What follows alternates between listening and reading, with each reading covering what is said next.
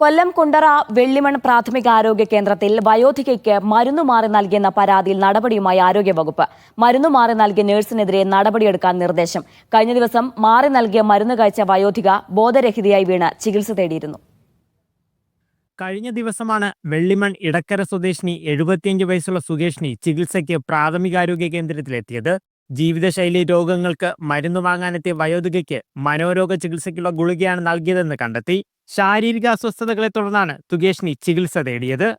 എനിക്ക് ആദ്യം കഴിച്ചെങ്ങാനുണ്ട് ഇടയ്ക്കേടെ ഉണ്ടായിരുന്നു. ഇരുന്നിടത്ത് നിന്ന് എഴുന്നേക്കാൻ വയ്യായിരുന്നു, കുറേ ഇരുട്ടി വന്നിട്ട്. പിന്നെ ഞാൻ ഈ ഗുളികയുടെയാണെന്നുള്ള അറിഞ്ഞുകൂടാല്ലേ, അതുകൊണ്ട് പിറ്റേന്ന് വീണ്ടും ഒരെണ്ണൂടെ കഴിച്ചു. നമ്മൾ കഴിക്കുന്ന രീതിയിൽ ഞാൻ പ്രഷറിൻ്റെ ആഞ്ചലി എടുത്ത് കഴിക്കുന്നു. ഫാർമസിസ്റ്റ് ഇല്ലാതിരുന്നതിനാൽ ഫസ്റ്റ് ഗ്രേഡ് നേഴ്സായിരുന്നു മരുന്ന് നൽകിയത്. അബോധാവസ്ഥയിൽ കിടന്ന സുകേഷിനെ മകളാണ് ആശുപത്രിയിൽ എത്തിച്ചത്. ഇവിടുന്ന് ചില ദിവസങ്ങളിൽ കൊടുക്കുമ്പം പ്രഷറിൻ്റെത് കൊടുക്കത്തില്ല, ചിലപ്പം കൊടുക്കും. വീട്ടിലാണ് മരുന്ന് കൊടുത്തപ്പോൾ അതിനകത്ത് ഇപ്പം തുണ്ടിനകത്ത് നമുക്ക് ഇന്ന ദിവസം കഴിക്കണം അല്ലെങ്കിൽ ഇത്ര നേരം കഴിക്കണമെന്ന് എഴുതി കൊടുക്കുമല്ലോ. ഇപ്രാവശ്യം അതൊന്നും എഴുതി കൊടുത്തില്ലായിരുന്നു.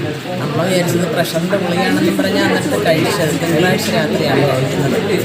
പിറ്റേന്ന് രാവിലെ അന്ന് എണീക്കാൻ പറ്റില്ല, 12 മണിയാവാറായിട്ട് എഴുതി. നേഴ്സിനെതിരെ നടപടി ശുപാർശ ചെയ്തുകൊണ്ട് ഡെപ്യൂട്ടി DMO ഡോക്ടർ ശ്രീഹരി DMOയ്ക്കും ആരോഗ്യവകുപ്പ് ഡെപ്യൂട്ടി ഡയറക്ടർക്കും റിപ്പോർട്ട് നൽകി. തക്ക സമയത്ത് സുകേഷിനെ ചികിത്സയ്ക്കെത്തിച്ചതിനാൽ വലിയൊരു അപകടമാണ് ഒഴിവായത്.